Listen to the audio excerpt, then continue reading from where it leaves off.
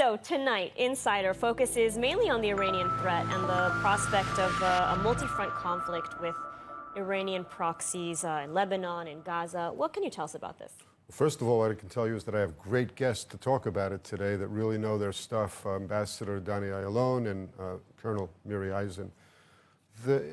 Israel is certainly making it seem as though we are about to be confronted with several fronts at the same time, all coordinated by Iran. That assessment meeting, the Security Cabinet meeting yesterday in Tel Aviv, had all the looks of a country that is preparing for a major operation. Worrying times, you could say, but Israel is going to be ready for all eventualities.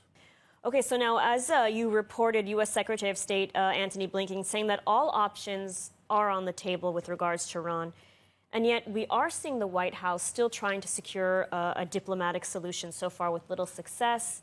Security experts saying that Israel and the U.S. have essentially missed the window, the opportunity to strike. So what's your take on this? Well, Blinken was clearly reading off of a page, saying the things that AIPAC, Israel supporters, wanted to hear, namely that the military option is not off the table.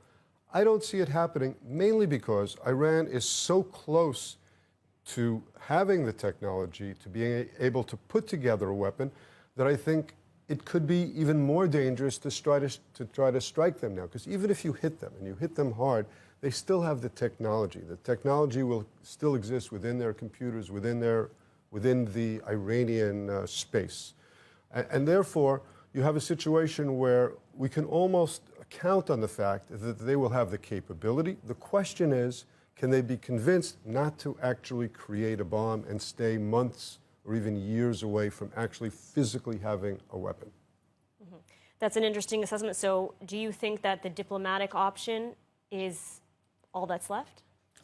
It seems to me that unless Israel wants to go alone, because I don't think the United States is going to jump in, and there's no guarantee that even if they jumped in and there was a military strike aimed at knocking out the nuclear capabilities of Iran, are there any guarantees that it could succeed? And if it did succeed, would it just delay things by some years or have an actual permanent impact? آنچه در مورد ما میگویند